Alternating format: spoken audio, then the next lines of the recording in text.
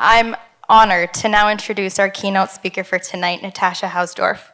Natasha is a sought-after keynote speaker on international law, foreign affairs, and national security policy, with a particular focus countering untrue narratives that have become widespread in current times. She regularly briefs politicians and international organizations and has spoken at parliaments across Europe and the United Nations. Natasha is a frequent contributor on legal matters for international media, including BBC, Sky News, CNN, GB News, Talk TV, and Fox. She has written for publications including The Telegraph and Sunday Telegraph, The Times, The Mail, and the Law Society Gazette. She holds law degrees from Oxford and Tel Aviv universities and was a fellow in the National Security Law Program at Columbia Law School in New York. Natasha previously worked for an American law firm, Skadden Arps, in London and Brussels, and had clerked for the president of the Israeli Supreme Court, Chief Justice Miriam Noir, in Jerusalem, and further serves as a legal director of UK Lawyers for Israel and Charitable Trust. Please help me welcome Natasha Hausdorff.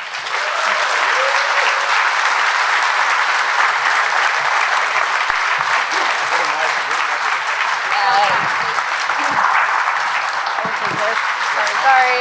This is for you, Natasha. Oh, thank you. Thank you.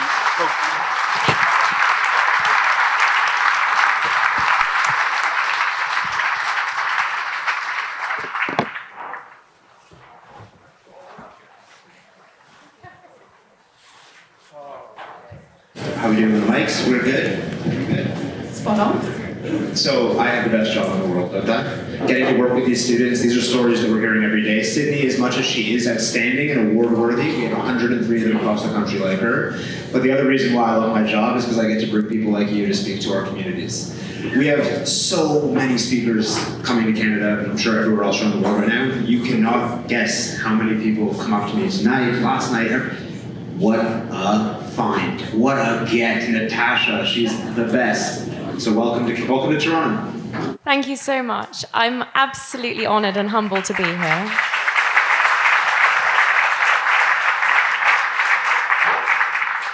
And I have to say, particularly moved to be a part of this evening. Having the opportunity to, again, experience Nova exhibit, but in an evolved, in an expanded, and in some respects a reimagined form, has been truly, truly moving. To hear testimony from On and the incredibly moving words, Idit Shamir, that you shared this evening, it brings everything once more to life and to the fore. And Sydney, what an inspiration you are. I know that you mentioned your own family connection, and I know that we are all so glad that Omi has returned.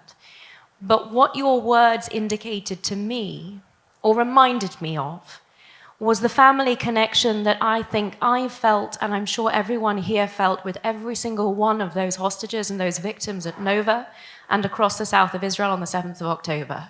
It brought the Jewish community around the world together. It unified us as one family. We may be the smallest people in the world, but we are the biggest family, and that was never more powerfully felt than on that tragic day and the 19 months thereafter.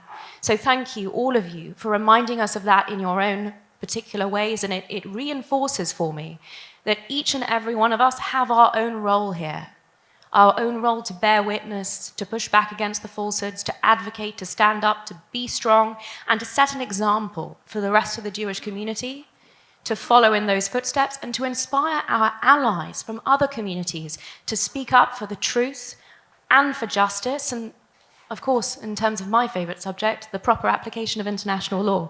But I'm thrilled that on an evening like this, we can bring all of those strands together and hopefully collectively learn from each other and take strength and confidence from the fact that we are not alone in this fight.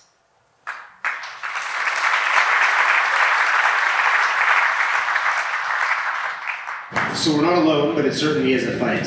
And I think, students like Sydney have felt it more than anyone. And so I'd love to start there, just on that note of, you've had an incredibly storied legal career. You were a Pegasus scholar at the Columbia Law School. You clerked for the president of the Supreme Court of Israel. It's an astonishing resume, but it's also a very relevant resume, I think, because of your time in Colombia, right? Colombia has become the front line of anti-Semitic hatred, of violent rhetoric. You were there in 2018, I believe. Could you have seen this coming at the time? Was Colombia showing signs of what was to come? And what do you think we can and should be looking out for on our other campuses that have reached not quite yet the peak that we've seen in Colombia? So my experience, excuse me, in 2018, I was a fellow at Columbia Law School, so I spent quite a bit of time in the faculty lounge. And I think one of my major takeaways was that the hostility I encountered was not just bottom up. This was not just coming from the students. This was top down. This was coming from members of the faculty, especially in the international legal arena. The International Legal Academy was captured a long time ago.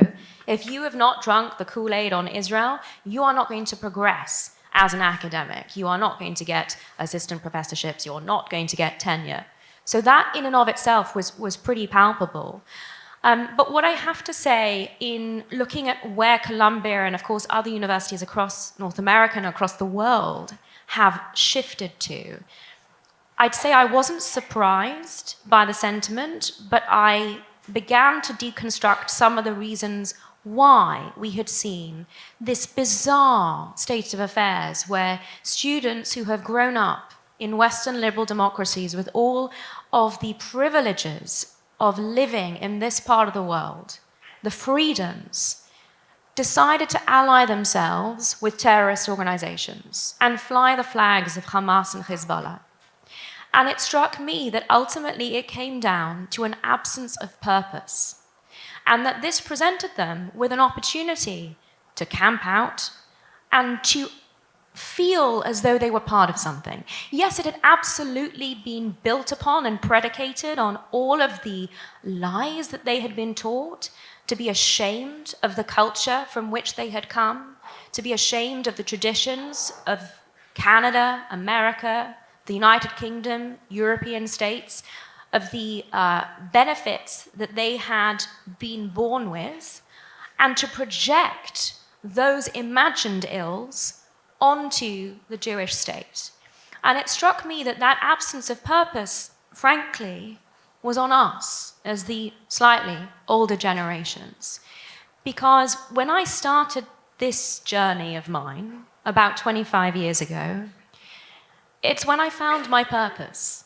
I was 11, and I ended up at a great high school that was extremely anti-Israel. It was part of the intellectual liberal elite. And I found my purpose to start with in arguing with my teachers and pushing back on the false notions that they were peddling in the classroom. Because I knew better. I'd been to Israel. I'd read the news. I'd experienced so much of what they were talking about from afar. And I'm extremely grateful and privileged to have had that purpose for the last 25 years. And that's what I see students that stand with us have enjoyed also. I was extremely privileged to speak at the conference in Los Angeles, 650 students from around the world, and not all of them came from environments where there was a strong Jewish community. Many of them were at their universities fighting this fight, feeling like they were the only ones, the only Zionists around. To see their faces, to see the transformation in them when they came together with like-minded students from around the world and realized that they were not alone, that was extremely powerful. And it resonated for me because it echoed my own experience. I very much grew up thinking that there were 3 other Zionists in the whole of the UK, my parents and my sister. I was delighted when I came to university and I realized I was mistaken. But that realization for me was extremely powerful. That sense of purpose for me was extremely powerful. That is what I see Stand With Us giving these students. That is what I see is lacking in these students who have been hijacked and hoodwinked and brainwashed to support terror and a fight against the West. But we have a platform and a pathway through this, I think, through the incredible work that Stand With Us and other organizations like it are doing. I think the work we're doing is important, and you've talked about this as a fight you've been having for 25 years. The fight is, we can only go as far as people will listen, right? When we had the encampment set up here, there was a real tendency where if anyone from our side of the conversation tried to approach in a friendly way, non-confrontational, there would be a wall built to prevent the people who you were talking to from continuing that conversation. I'm sure that the vast majority of people here saw what happened to you last week on Piers Morgan and the absolute, as you called it, circus that took place. I want to read a quote quickly. You said that you thought in your brilliant piece for The Spectator, which I suggest you read if you haven't yet, you called it a refusal, perhaps even a fear, to hear the reality, the facts, and the law when it comes to the war against Hamas. Our students feel this every day. Can you expand a little bit on what you meant when you said that and how you feel like that presents itself in our world today? Well, in that particular context, not allowing me to answer the barrage of questions that were coming my way did strike me as, look, of course, it's part of a particular style and approach, which I do consider to have become a circus. But it was indicative to me of something deeper because it wasn't the first time. And ultimately, whenever I have been interviewed on BBC, Sky, and others, there is almost a meltdown at what it is that I'm saying, because it is so at odds with the agenda that these media institutions are peddling. And to me, first of all, it means it's ever so much more important that I stick to this and keep expressing the realities of the situation, the proper application of law, and talk about my own experiences. I mean, I echo, again, I have been extremely privileged with the opportunities that I have had, especially over the last 19 months. I went into Gaza in September last year with a military expert panel of generals, colonels, majors from 6 NATO countries. And we went into Rafah along the Philadelphia corridor. We saw some of the challenges that the IDF was experiencing. The tunnels under the border with Gaza, which are extraordinary. Some of them were big enough for 2 lanes of traffic, right under Egyptian command towers. So having these insights, it's so important, I feel, to be speaking up and to be challenging it. But armed with these facts, what I am saying is so contrary to not just the received wisdom, but all of the media coverage, certainly over the last 19 months, but extending many, many years before that, which is just regurgitating Hamas propaganda. Nothing that is reported out of the Gaza Strip is reported without the control and the stamp of approval of Hamas. And frankly, the international media are complicit in parroting this Hamas propaganda and in snuffing out the realities of the situation. And so when I bring them out, there's a general kind of system error and an inability to be able to properly confront and deal with them. Because frankly, and this is the comfort and the optimism that I do take out of this, I do believe that the truth will out. I do believe that the facts ultimately will be vindicated. It's just a long process. And I'm extremely grateful for the support from all of you and many others around the world to continue to do so. I hope that I can inspire others to pick up that baton, to use this ammunition, to study the facts, and to collectively push back. Because I think when these anchors, media presenters, journalists hear the truth from multiple quarters, that system error may even evolve into an acknowledgement of the harm that they have done, certainly over the last 19 months, in providing succor to Hamas, in supporting these terrorists with their genocidal agenda, in dragging out this conflict, perpetuating, prolonging the conflict, costing lives on the Palestinian and Israeli side. This is what the international media are responsible for. It has led to unbelievably damaging statements from the UK, Canada and France most recently, statements that provide succor to Hamas and that unfortunately elongate the conflict. Ultimately, it's all arising from the very point that you've picked up on in your question, the refusal to even engage with the reality and the facts. And I think it's not just the mainstream media, right? We have the same issue that we're facing on social media every day. These social media companies, platforms, Facebook, Meta, whatever they call themselves now, have no issue with their community guidelines as it relates to commentary against the Jewish community, against Israel. Having said that, we don't see nearly the same amount of content on TikTok, for example, that is pro-Israel versus pro-Palestinian. But the biggest thing right now is we're seeing AI, we're seeing deep fakes, we're seeing videos that don't exist of soldiers talking about how much they love killing children. There's a lot going on right now. You're talking about it in the mainstream media and everywhere else that I just mentioned. We also talked today earlier about the fact that even in our courts, we're not seeing judges looking at the facts as they should be, evaluating them. So where do you see the battle for truth playing out as we try to reclaim our narrative, as we try to prevent history from being rewritten in front of our eyes? Where do you see that playing out, and how do people like you and people like us make our voices heard in that battle? So social media is as a whole nother battlefield, and of course the numbers are very much against us. I've always been a big believer in quality over quantity, though, and I know I see a lot of quality out there in this room this evening, and I know that a lot of you are already doing an awful lot of important work on Twitter, on Instagram, and Stand With Us is doing a remarkable job on that front too. What I would say, and perhaps coming back to the laws of armed conflict in this context, the realities of what international law says, especially international humanitarian law, the laws of war, are recognized by experts. You've got military experts like John Spencer, like Colonel Richard Kemp.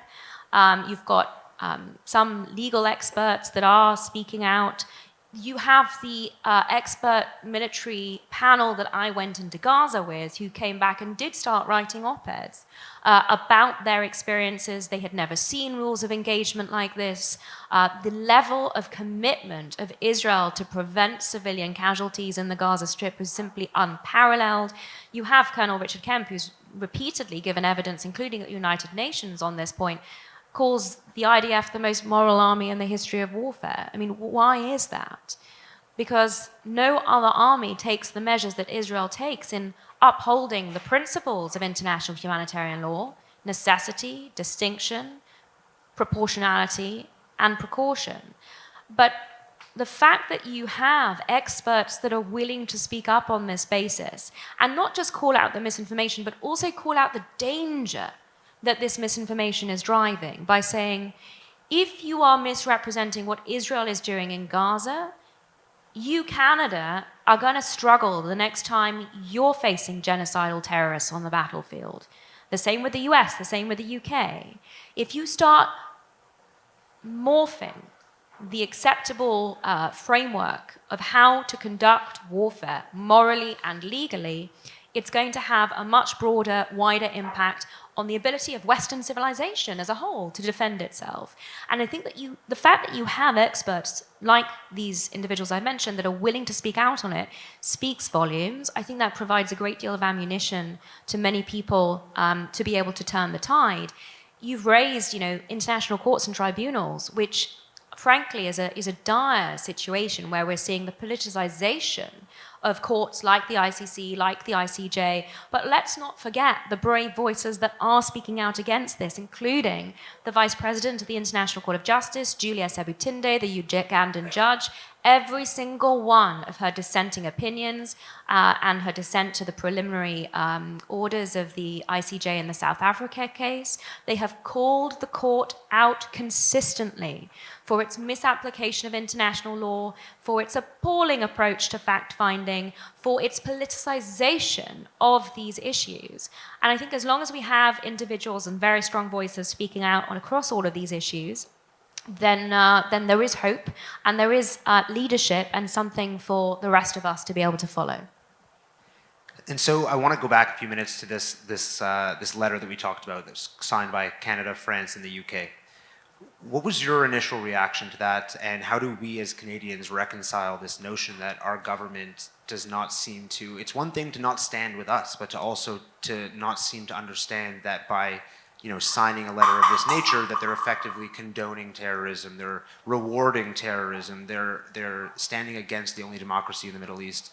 How do we reconcile those things as Canadians and continue to feel comfortable in a country like this? These are big questions, Jesse. Wow. So my initial reaction, apart from here we go again, was to be deeply concerned on two levels. One, as you rightly identify, the fact that this is encouraging Hamas. And let's not forget, Antony Blinken was extremely honest towards the end of the last American administration when he acknowledged every time there was daylight between the US and Israel, Hamas left the negotiating table. These hostages spent longer in Gaza, and the 53 that are remaining there are a direct result of the encouragement to Hamas that this letter, amongst other things, provides for them to continue, for them to leave negotiations and hold out for something better, including, they think, their survival. Let me be clear. If Hamas survives, the war is not over. Israel has been repeatedly clear about its war aims, returning the hostages, defeating Hamas, ensuring they can never present the threat that they did on the 7th of October. So quite apart from that inevitable consequence of deeply irresponsible statements like the one contained in this joint letter, I was also desperately concerned for the Jewish communities around the world, because what happened on the streets of DC with the execution of Yaron and Sarah by someone shouting "Free Palestine" and "This is for Gaza," what happened in Boulder, that is directly linked to deeply irresponsible statements like this. It's also linked to complete falsehoods propagated by Tom Fletcher and the international media of 14,000 babies dying in 48 hours. I mean, that is an absurdity that should have collapsed under the weight of its own absurdity, and yet it was repeated by the media around the world. So those are the two deep concerns I had in terms of the consequences, the impact on the suffering in Gaza and in Israel, and the impact on the Jewish community and its security around the world. But it was very interesting to me that this letter was again predicated on this canard of starvation. Israel is starving civilians in Gaza. I cannot believe that with the joint resources of the US, Canada, the UK, Canada, and France, not a single member of any of those administrations could look up the COGAT website, on which they have chronicled the volume of aid that Israel has facilitated into the Gaza Strip for the last 19 months. This has also been subject to independent analysis by experts that haven't just looked at the over 1,700,000 tons of aid that has been facilitated in. They also looked at the calorific content of that aid. And in this study that was published that covered January to June last year, it was established that in terms of calorific content, over 3,000 calories per Gazan per day had been facilitated into the Gaza Strip over this period. Where is that being taken into account? I understand that the national health guidelines here in Canada are something like 2,000 calories per meal, less for women and children.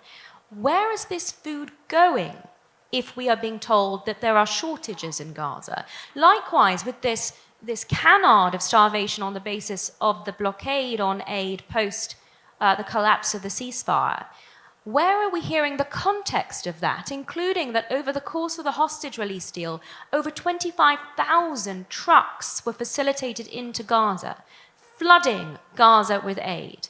All of the estimates I have seen is that that would be sufficient for between 5 to 6 months of humanitarian assistance in the Gaza Strip, some as high as 8.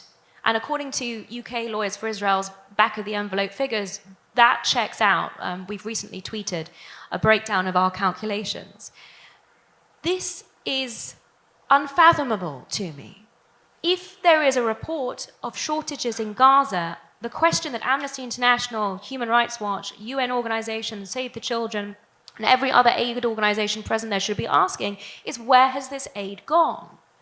And the absolute cherry on this appalling cake is the manner in which we have seen a response to the true initiative of the Gaza Humanitarian Foundation to provide, this is an initiative by Israel and the US or US contractors, to provide humanitarian assistance in Gaza that is not diverted to Hamas.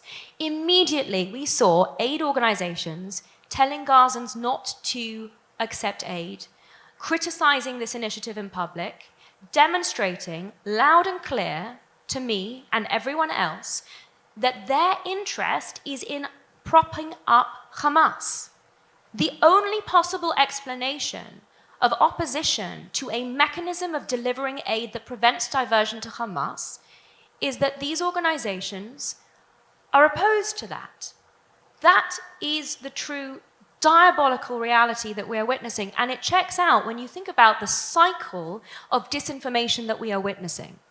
I went through the Amnesty International report alleging genocide in Gaza. I looked at the methodology of this report. They name their sources. They don't have a presence on the ground. They rely on local authorities in Gaza. Who is that, ladies and gentlemen? Hamas. So they take this Hamas propaganda, they put it in a document headed up Amnesty International. That then gets quoted by UN special rapporteurs, you know who. That in turn gets quoted by UN resolutions in the Human Rights Council or the General Assembly, which in turn get referred to in the ICJ or the ICC. And then the cycle is complete when these NGOs report what the ICC or the ICJ found or relied upon that came from their original report on Hamas propaganda. And that disinformation cycle also sits at the heart of these problematic statements. So you have the media, you have international organizations, you have the UN, and you have the dire consequences of these statements. And your question ultimately was, what do we do about it? We fight that on every corner. The disinformation, the misinformation, we call it out. Because when I was just in Oslo and Copenhagen calling Amnesty International out on this recently, they did not have answers. Ultimately, it was apparent to me they hadn't even read their own report, the representatives who came to defend it. But that is the critical aspect of this, calling them out, holding them to account, and not letting the lies go unanswered.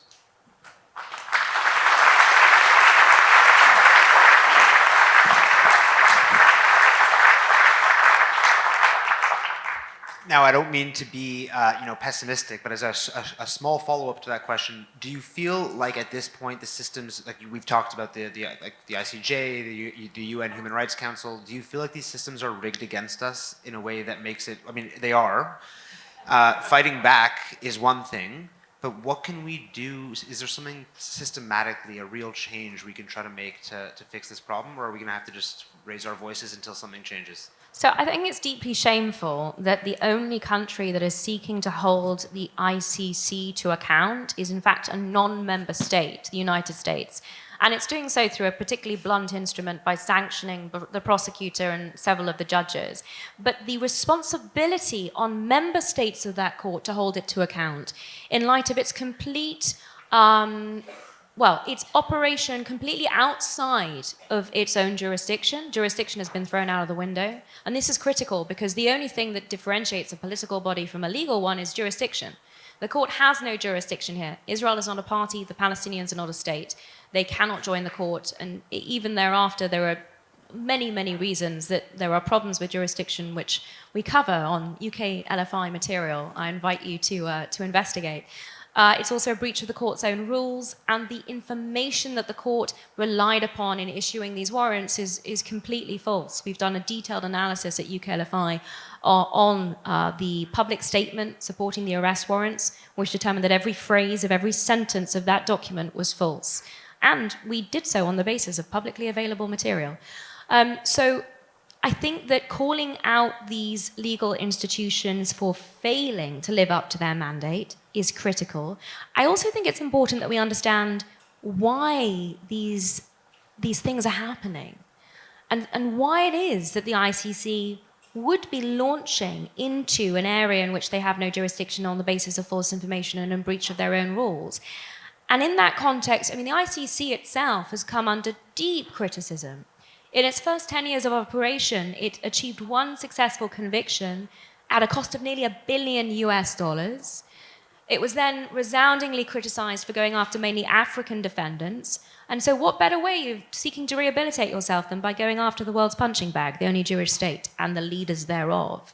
So, calling out the motivations as well as the acts of these institutions is critical.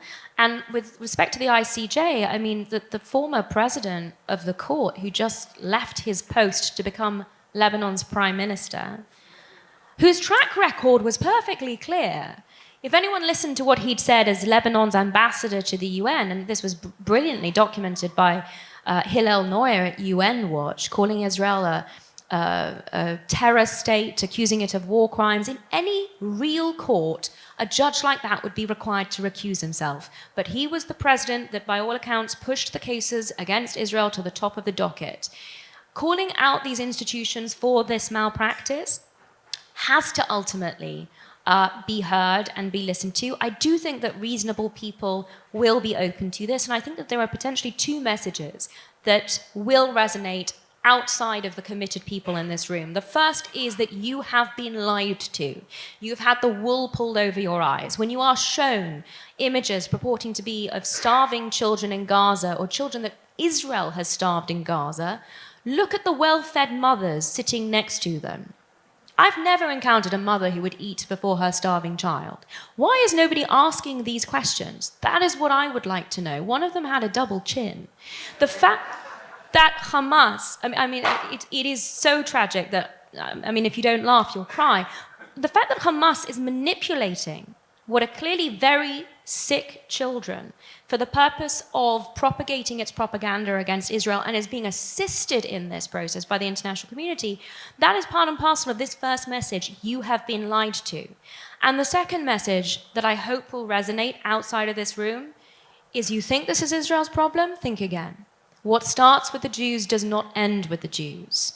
They want to begin with Israel, but they are coming after the West next. And in fact, when Douglas and I were on the Save the West tour throughout the United States, that was the resounding message that we need to wake up, we need to take this seriously, because it's Western civilization that is at stake. And so I want to actually...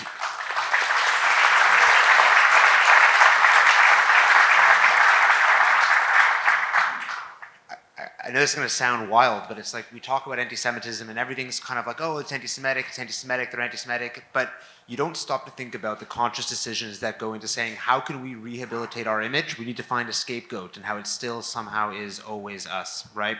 And that now what's happened is, like you said, they've scapegoated us and turned us into the pariah, not just for the Jewish community, but for the entirety of the West. And so I want to stay on the ICJ for one more question.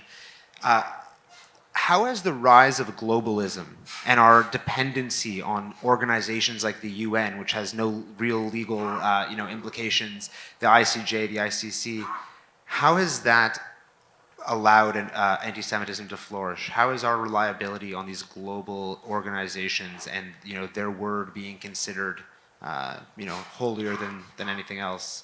How has that led us here? And Amnesty International and co, who are sacred in many parts of the world. No, it's a very good question. I think there are two things I would raise. The first is the sort of long-standing war that exists between rule of law countries and non-rule of law countries. So rule of law countries like Canada, the US, the UK, Israel, view law as a curtailment on government power, whereas the despots and the dictatorships around the world view law as a means of wielding power. And that tension has existed for decades. I mean, you see it in the negotiations over Additional Protocol 1 to the Geneva Conventions. I'm talking about going back to the 70s. You see this concerted attempt to manipulate international law to be able to use it as cover for terror proxies. And you see the way that the West has acquiesced in that process, has allowed itself to be manipulated, hasn't stood up, hasn't fought back, the way that rule of law countries are being ridden over roughshod in this process. So I think that's one key aspect of the phenomenon, identifying it. But I would also stress that in pushing back against these misrepresentations, we're finding ourselves in a situation where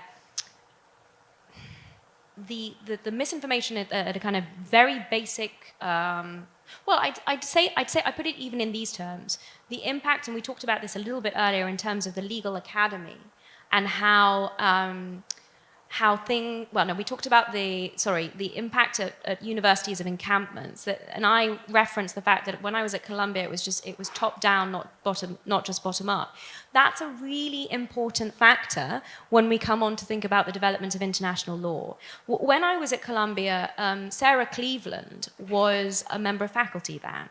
She's now the ICJ judge for the US, right? I audited some of her lectures. The political agenda was palpable. I've read her separate opinions now while she's a judge at the ICJ. Her political agenda, frankly, I consider to be palpable. And that symbiotic relationship of the academy and legal practice and the back and forth between academics and judges and other practitioners in international legal affairs is part and parcel. It's just another important aspect to highlight, in addition to the media, in addition to the international organizations here. Academics are playing a significant role also.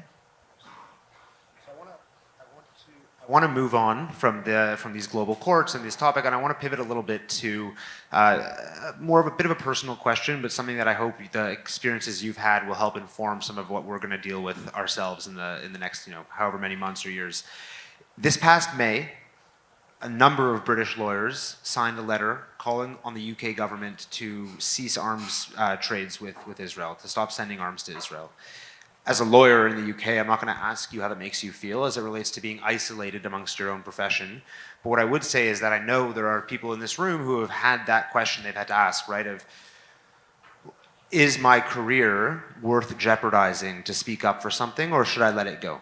And unfortunately, this has been, and I'll say it myself, what I think to be the Achilles heel of the Jewish community for generations and generations is trying not to be too problematic to have somebody get mad at us and, try to look for any reason to. Because then they'll really hate us. Right. So I don't stand for that, but I know that it's difficult for many people. You build a career for decades. How do you risk throwing it away? I hope I haven't done that. Not saying you. Yes, listen, I fully appreciate I'm in a very privileged position in another respect. During the 2014 war, Tzukaitan, Protective Edge, I was working at a big law firm. I was at Skadden Arps. I was very restricted in what I was able to say. You cannot, when you are part of a big machine like that and you're a small cog, make noise. I moved to the bar after my time in Israel. And as an independent practitioner, I have a great deal more flexibility. I am my own boss. I therefore feel an added responsibility to speak out and speak up on these issues because I know that not everyone is in a position to do so. And what I would say is if you are not able to speak publicly, there are other ways in which you can contribute. I have been a member of the voluntary association, UK Lawyers for Israel, which is how it began, for over a decade, working with students, pushing back on BDS resolutions at local authority level, helping people in the workplace who are discriminated against. And if you're not a lawyer, in every single way, in everyone's own bubble, industry, arena, there are ways that you can contribute. And it will take all of us. This eighth front that we are dealing with, we hear a great deal about Israel's kinetic war on the 7 fronts. This eighth front is our battle, and it's inextricably linked with the other 7, because when I hear friends of mine talking about their experiences in Gaza and I ask, how's the war going? And they say, not bad, considering we're fighting with both hands tied behind our back.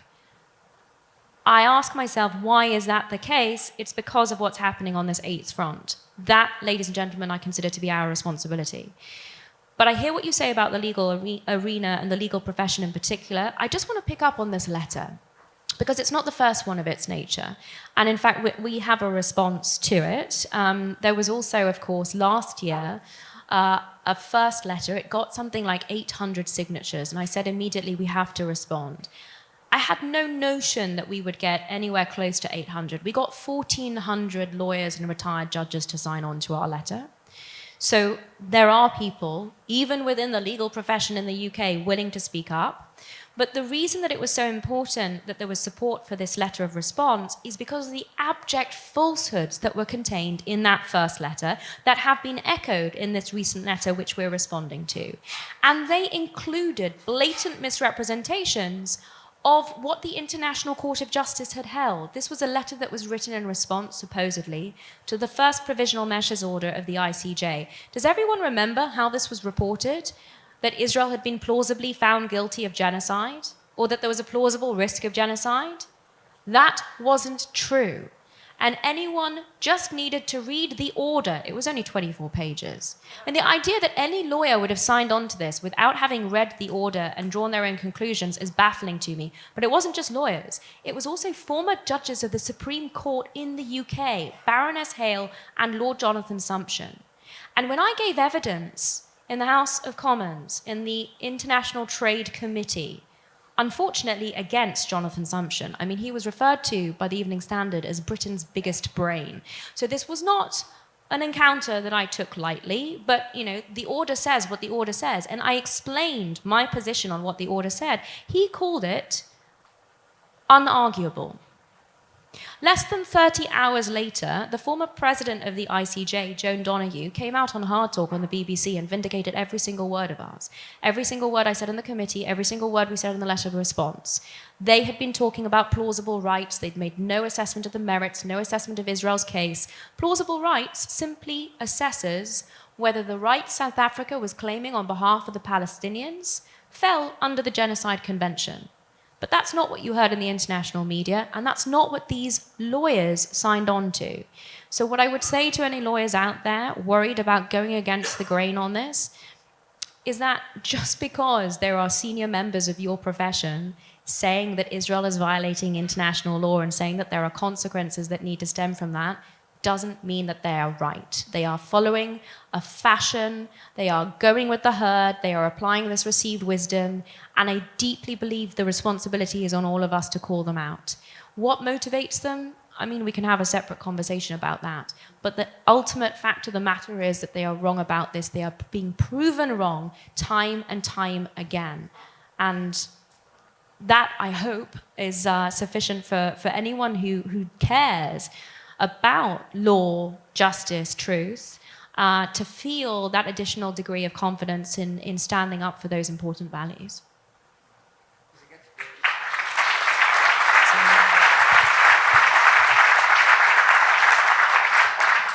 She's amazing. Amazing. Because it's, you know what, like these are things that unfortunately the vast majority of us don't have access to. I mean, it's sad to say, but we're not going to read these legal findings ourselves in many cases, though we should. The media is not going to report them to us. I would just advocate the UK LFI website because we summarize an awful lot of this on there. So if anyone does want to engage with this material, there's a lot to be found on UK Lawyers for Israel and the Charitable Trust website. A little plug, sorry. Plug away. I heard a little applause. I thought there might be more, but it's okay.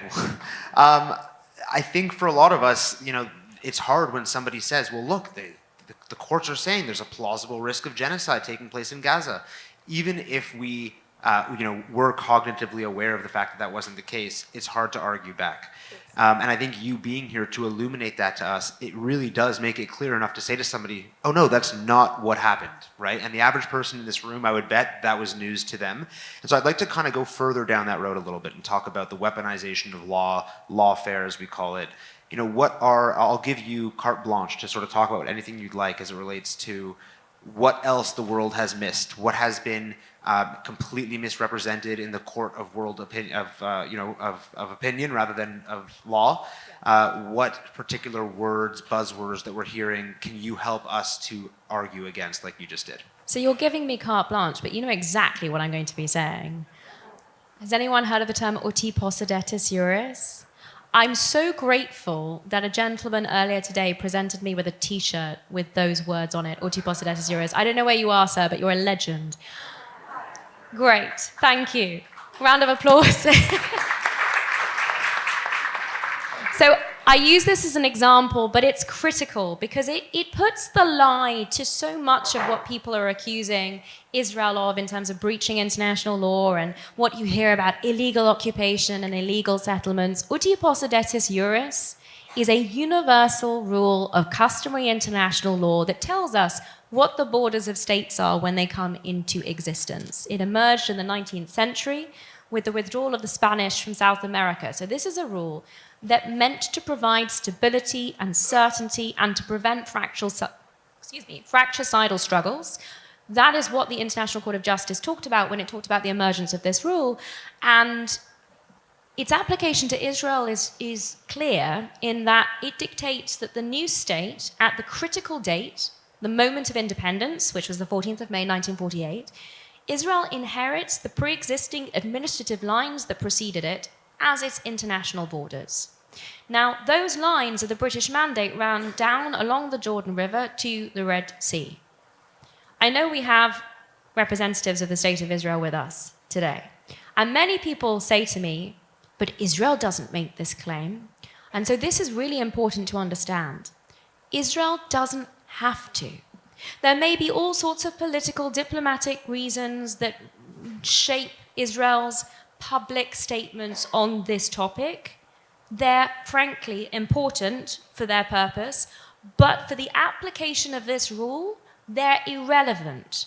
This is a universal rule that applies as the default wherever there is no agreement to the contrary. And since the 14th of May 1948, there has never been an agreement to displace the application of this rule. Borders have always been considered to be a final status negotiation issue. But I say you cannot have a hope of negotiations that are fruitful if they are predicated on a false application of international law or a falsification of the historical narrative. You have to be honest about the facts and the law if these negotiations are going to have a hope of success. So what does it mean for Israel? That from 1949 to 1967, between Israel's War of Independence and the 1967 war, that territory on the eastern side, East Jerusalem and Judea and Samaria, or the West Bank as it became known in that period, was occupied by Jordan. And in 1967, Israel recovered that territory. What did it do? It applied its law, administration, and jurisdiction in full to East Jerusalem. It said it was reuniting the city, never to be divided again. And Abba Eban, who was the foreign minister of Israel at the time, writes to the UN Secretary General and says to him, this is not annexation, because you cannot annex what is your own sovereign territory. What Israel does in Judea and Samaria is it implements a temporary administrative framework. It doesn't apply its law, administration, and jurisdiction in full. It has underlying sovereignty, but that temporary framework was instituted because of an expectation under the Land for Peace formula that peace with Jordan would be achieved by giving Jordan some of the West Bank. But when peace with Jordan finally came around in 1994, Jordan didn't want anything to do with that territory. So instead, the Oslo Accords created the Palestinian autonomy in areas A and B of the West Bank. Again, a temporary framework, and we're still waiting to work out where these negotiations will go. But that is the application of international law. And there are parallels here to other big topics in the current debate that I think are important to highlight. What one in particular is in relation to Ukraine. Its borders followed Utaposidetusurus. That is why there is a consensus that Russia has occupied Crimea from Ukraine. But if Ukraine were to recover Crimea from Russia in this war, in the same way that Israel recovered East Jerusalem and Judea and Samaria from Jordan in 1967, does anyone here really think that people would accuse Ukraine of occupying Crimea? Maybe Russia, but that might be it. So this palpable, it's not just a double standard, it is a total inversion of international law. And let's not forget, this is a rule that was established to prevent fratricidal struggles, to provide stability, to provide certainty, everything that its disapplication here for no good reason has generated. Now, you cannot have a general rule and an exception for a country you don't like very much, or you have some political or ideological opposition to. That is not how any respectable legal system can operate. So we come back to this harm that it is doing to international rule of law more broadly. But this analysis, this proper application of international law, puts the lie to occupation. You cannot occupy what is your own sovereign territory. It puts the lie to illegal settlements, which is predicated on calling this land occupied, but also involves other misstatements of international law, including the wrong application of Article 49.6 of the Fourth Geneva Convention. But all of this is in aid of insisting on a position of the ethnic cleansing of these parts of the world of Jews, of making them Judenrein. That is what the International Court of Justice called for last year in its advisory opinion, when it called for the ethnic cleansing of Jews from East Jerusalem and Judea and Samaria. That is unacceptable on every basic moral level. The position that Jews should not live in certain areas simply because they are Jews is what is being advocated by the international community through this misapplication of international law. And the fact that this is the general consensus, that peace will only be achieved once the rest of the land is cleansed of its Jews, as Gaza was cleansed of its Jews in 2005. The only Jews in Gaza are those 53 hostages still being kept by Hamas. That areas A and B have been cleansed of their Jews. Has anyone gone to the West Bank? Has anyone seen those big red signs that warn Israelis from going into Palestinian-controlled territory? They say Israelis. They don't actually mean that, because Israeli Arabs have no difficulty going backwards and forwards. They mean Jews, because we know what happens to Jews. 2 of them who found themselves in Ramallah in 2000 and were lynched when they went for help in a local police station. That is what happens when territory is cleansed of Jews. And coming back to what is bringing us all together this evening and the atrocities of the 7th of October, the thousands of terrorists that crossed the border on the 7th and committed their rampage of rape and slaughter and mutilation and burning and kidnap, many of them had never seen a Jew before, because they had grown up in an area that had been ethnically cleansed of them. Many that are interviewed in these parts of the world, they talk about Jews as having horns and tails. And the first Jews that they encountered in their lives, many of these young Palestinians, were the Jews that they subjected to these barbaric atrocities.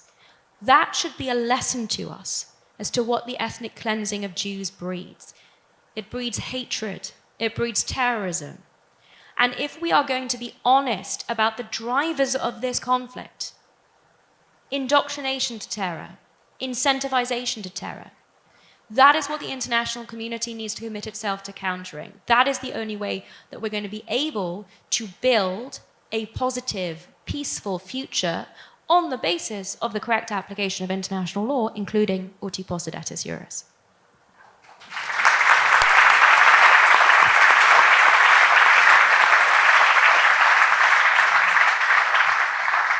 So I'm wondering, do you think that is the path? Like, we've talked a lot tonight about what can we do, how do we fix this, how do we change this rigged system against us?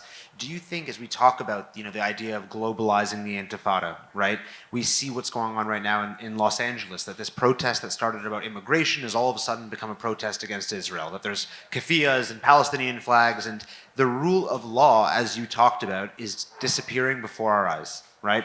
Do you think that's what pushes the everyday, what we like to think is the 80%, maybe 70 now, maybe 60, that are what we say, like, in the middle on this subject? Do you think that's what pushes them further towards us and away from this idea of allowing anti-Semitism to fester, because they see, like, it's, once they come for the Saturday people, it's the Sunday people next? Do you think the West will wake up soon enough and quickly enough to prevent this intifada from continuing, not just against the Jews, but against people all over the West? Oh my goodness, I hope so. And not just for the sake of the Jews in Israel, but for their own sakes, because of exactly what you say, that they are going to be next. I am frequently reassured. I'm not sure how reassuring I find it, but people seek to reassure me that the silent majority is with us. The problem is that they're silent. I hope that that's the case, and I hope that the arguments that we have been addressing, and I know the arguments that many people here are making on a regular basis, resonate with the silent majority, with the reasonable people. I hope that the extreme behavior and the crazed mentality or approach of many people that they exhibit when they go on these marches and they call for the genocide of Jews. I hope that that does, perhaps in the way that the Piers Morgan interview backfired on him, I hope that that does, show their true selves and indicate to reasonable people what the side of light and what the side of darkness here really is. But then it's tricky because the flip side of that is the barrage and avalanche of misinformation that they are being subject to on a regular basis. And if you were an average, reasonable person in the UK, then why wouldn't you believe what the BBC is telling you? Or here in Canada, why wouldn't you believe what CBC is telling you? It's interesting, actually. About a year ago, CBC did actually reach out to me for an interview. And I said, very happy to, live, or if it's pre-recorded, without edits, or please run the edits past me. And they said no. So that was the end of that. But, remarkable, I thought, that that I should be expected to, put complex information out there and allow it to be potentially edited and taken out of context and misrepresented. But again, that was a further indication of what it is that we're grappling with in terms of supposedly respectable media across the world. That's, I think, something that we really do need to take into consideration, that even reasonable people, intelligent, activated, well-read, decent human beings are being subject to this sort of misinformation. So maybe you'll tell me don't hold it against them.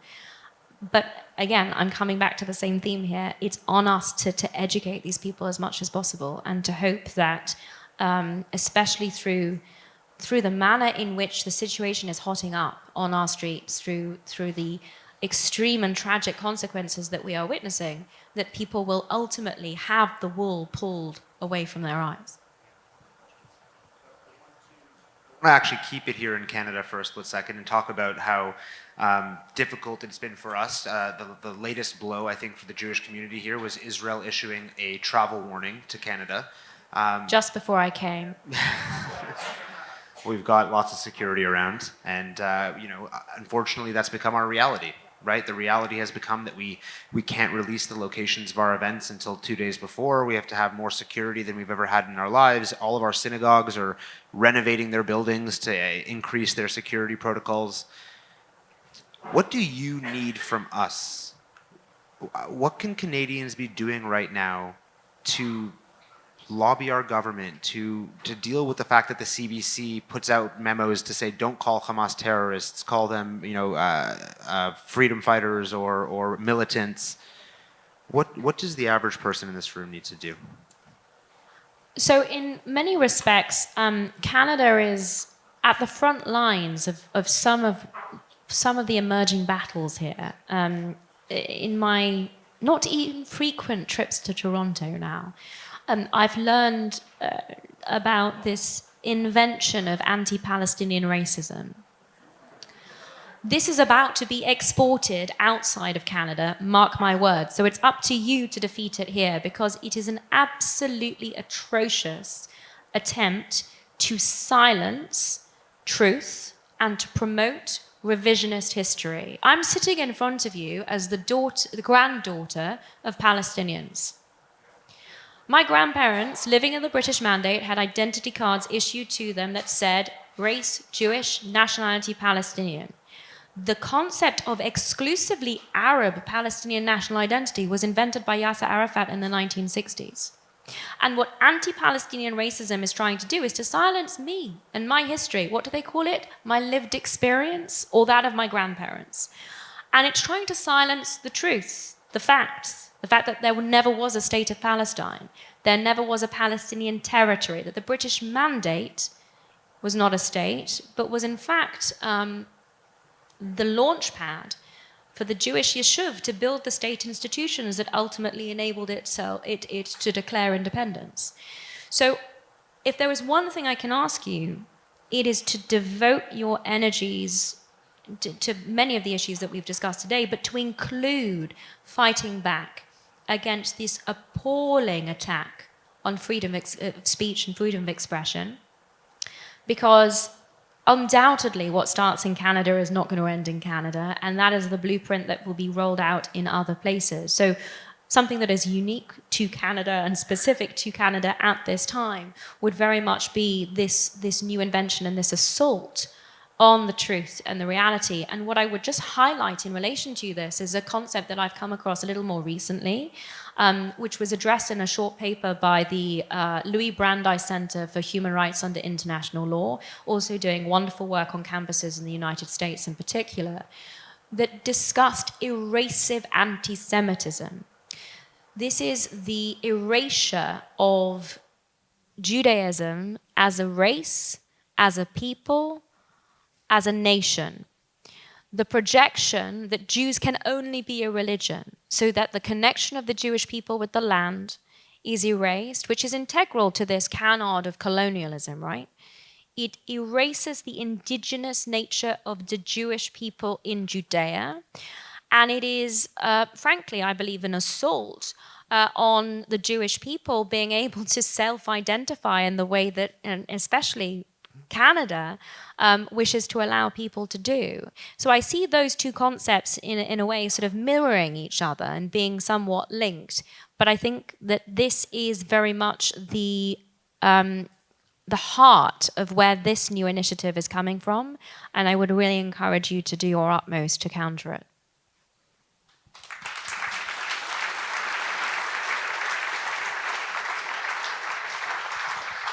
On that note, I just want to say that there is a lot, like, it's speak to your politicians, but I think it's important for us to identify the specific things that we need to focus on. And anti-Palestinian racism is, again, one of those things where the language has been flipped on us to make us feel like we are the bad people for speaking out against this. But it's the same thing we talked about before, right? One of the million things we talked about before. But it's the same as we were talking about this legal finding, right? That if we do the work and just read things ourselves, we may come to find information we wouldn't otherwise know. And this is the same thing with APR, as I really do encourage everyone to go to read through this policy, to learn more about it. I actually also really recommend learning more about an organization called JEFA, that's working really hard in Toronto right now to combat APR, to strengthen the Jewish position in the TDSB. They need our support. The students in the TDSB need our support. Jeff is giving it to them, and I really encourage you to reach out. I want to quickly, because I know it's gotten very late very fast, but I also know that I will probably get killed if I don't take at least a couple questions from the audience, knowing how excited you guys were to meet and hear from Natasha. So Natasha, before we take a question, I'm going to say, for whoever's about to ask their question, that I really love you and I watch all your videos, and I have this question I've been wondering for weeks on behalf of everyone who's going to speak, and I'm going to ask you to get up to ask your question in 15 seconds if you can, so we can maybe get 2 or 3 in. And I saw your hand go up first, and I've got you guys. You go ahead. And here, I'll bring you a microphone. Hi, thank you for coming. I wanted to ask you about, you talked about APR. So how do you think we can fight this with actually doing anti-Israeli racism? Introducing it to school, will that work, or into institution against the APR? Because there is a DEI that's the reason they're actually going through APR and allowing this to happen and infiltrating into the educational systems. So would you suggest that IR actually will help, that anti-Israeli racism, to actually fight the anti-Palestinian racism? Yeah, I think it already exists in the IHRA definition of anti-Semitism. And one of the key aspects, and there will be people here far better qualified, I'm sure, in terms of the lay of the land in Canada than me. But one of the issues that anti-Palestinian racism presents is that it inevitably is in contradistinction to the IRA definition. So it would inevitably require IRA to be disapplied. I think it's vitally important on that kind of related subject that and this was the subject, of course, of the Monk debate, which was passed, that anti-Zionism is anti-Semitism. You cannot get, or at least let's put it this way, that anti-Zionism is the modern subset of anti-Semitism that is supposedly the acceptable face. There are some, aspects of anti-Semitism that are not anti-Zionist, but all anti-Zionism is anti-Semitic. And that is a very important message to get through. To the extent that submissions need to be made to justify this, that academics can be brought in to explain it, there are people here, I'm sure, that will be able to better advise than I in terms of how to get that message across. I'm saying do everything that you can to get that message across. Because this is a Rubicon, I really believe. And I think once it's passed, there will be really serious consequences for anyone seeking to speak out on these issues. Perfect. Okay, so we'll take a couple more. I saw you here. I'm sorry, I know I can't get to everybody, and I apologize. So this is Canada, so how about playing some offensive hockey? There's a lot of exposés and podcasts about slavery going on in Africa and the Middle East. So what about playing some offensive and having this logo, no more slavery, stop Islamism, stop Qatar, stop Iran. So basically tying slavery to Islamism, to Qatar and Iran, and having this logo widespread through social media at every protest in big signs and playing some offensive hockey. I actually have been to a couple of hockey games now, and I love it. We don't have it where I come from, but yeah. It's a very special sport, especially when the fights break out. That for some reason, that's what I would say. I absolutely like and endorse the idea of going on the offensive, and I think that's extremely important across a range of issues. I remember relatively early on in this process, I did a podcast for trigonometry, and I mentioned the indoctrination of Palestinian kids, and neither of the presenters had come across this before. And I said, well, have a look at Palestinian Kids TV and what they put on there.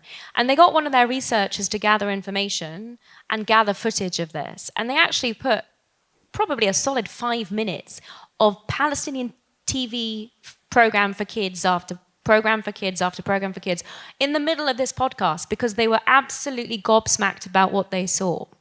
So that convinced me that we need to be more proactive about getting the information about terror, incentivization to it, through the pay-for-slay policy, which, frankly, the international community is complicit in. Any support to the Palestinian Authority, while it pays salaries to terrorists depending on how many Jews they slaughter, I'm sorry, that's complicity.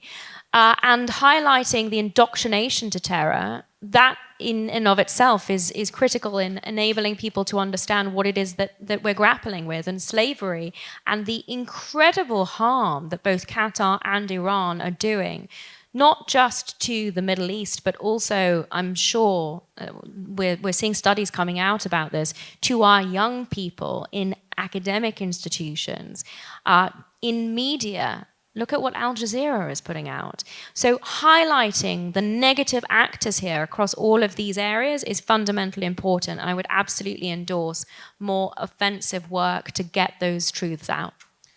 Okay, so this has to be the last one because I know that I'll also get killed if I don't let people go home soon. So we'll go here, and I'm actually going to get away from the speaker for a second. This is a surprise to Natasha, but I just thought while I was sitting in the audience that we'll have to have you back on the podcast very, very soon and make it exclusively questions from those that were here and at our other stops this week in Vancouver, Calgary, and Montreal. With pleasure. So we'll send... That's a good idea, right? We'll send a form out. You can submit your questions. We'll have her on the podcast. It's called Breaking the Narrative. You can find it on YouTube. And here's our final question of the night. Natasha, I love you. I thought he was going to go down on his knee and, do the business and have a shidduch before our eyes because you're quite charming. I'm an ad guy, and I think that we are accused of controlling the media, and we're accused of controlling the whole Megillah. But the reality is that Germany in 1933 to 45 controlled the message, and the Palestinians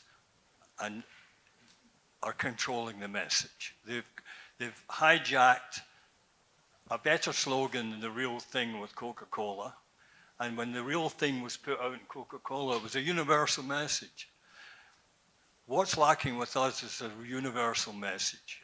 When you were attacked on the stage by Piers Brosnan, and with the most sorry, Pierce Brosnan hasn't joined in yet. Well, he's a good Irishman, and my dad was an Irishman, so there are good Jewish Irishmen too. When he attacked you, Morgan, we have to have, every one of us have to have a response to all of that rhetoric in the same page, the same way. We should not be leading. We want Jews everywhere. I was a Jewish boy in Glasgow, and that's not an easy thing to be in the 50s and 60s. We're never going to be loved. We don't want to be loved. Stand with Israel is a noble idea, but that's not the message. Their message is, from the river to the sea, we all know it, Gaza will be free. I think, I'm not going to be able to give you a satisfactory answer to this, I think, because this is the problem. It's very, very easy to generate these sorts of slogans when you lie. You saw it for anyone who was watching the monk debates, everything that was coming out of Mehdi Hassan's mouth. In Hebrew, or actually, I think it's a biblical saying, 1 fool throws a stone in a well, 10 wise men can't get it out, right? It takes time to be able to unpack all of these lies and these falsehoods. It's very easy to shout from the river to the sea, to join in, and to put out lies that are very difficult to pick apart. We don't have an easy fix for this, I'm afraid. People have tried, they've come up with their own slogans. Our slogans suck, frankly. So much for the conspiracy, right? But the flip side of it, and it's a longer game, I appreciate, it is a long game, but the flip side of it is that we have the ammunition. We have the facts on our side. We have the law on our side. Sometimes people ask me, how do you do this? It must be so hard. I was like, no, it's the easiest thing in the world. And no, I don't feel nervous going into these arenas because I know that I'm right. And I hope, what I can't give you is like 10 points. If you deploy these, you'll win. I'm afraid, maybe life doesn't work like that. But I can tell you that if you feel in your kishkas that Israel is on the right side here, it's because you are right about it. And if you take away...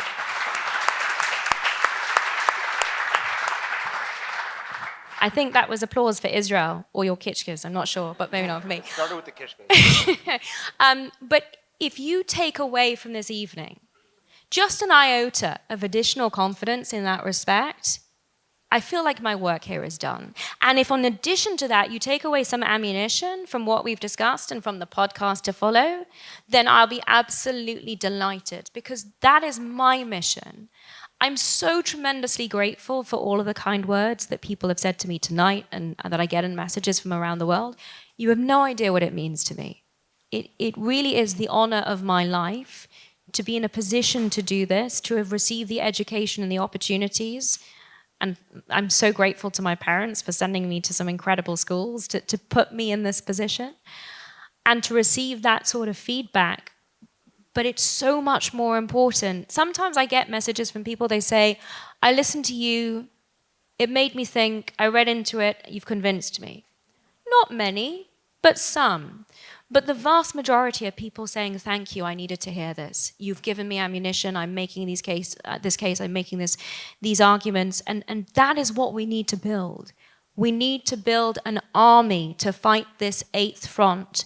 And what I will leave you with, I hope, is a note of optimism. What Israel has been able to achieve on the 7 fronts of this war in the 19 months so far is utterly remarkable. It is nothing short of miraculous. The way that Israel's young men and women have stood up, have charged forward, and have met these challenges is everything that, we talked about the 1948 generation and what they achieved. Let's talk about the 2023 generation and what we are witnessing in real time.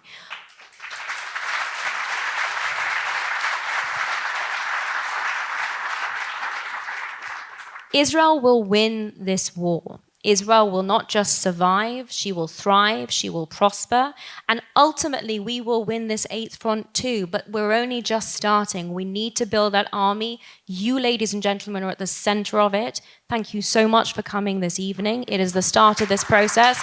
More power to you.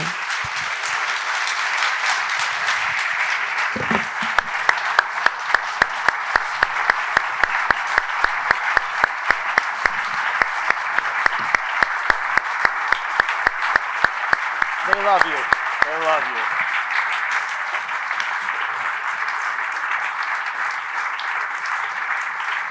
Okay. We have a little tradition at Stand With Us Canada events where we take a selfie at the end with everyone, and then you can all go home, I promise. But come here, Natasha. Come on this side of me because I'm a lefty. Okay. It's going to be really big. Yes, we are. But that's okay. Okay. All right, everyone. Smile.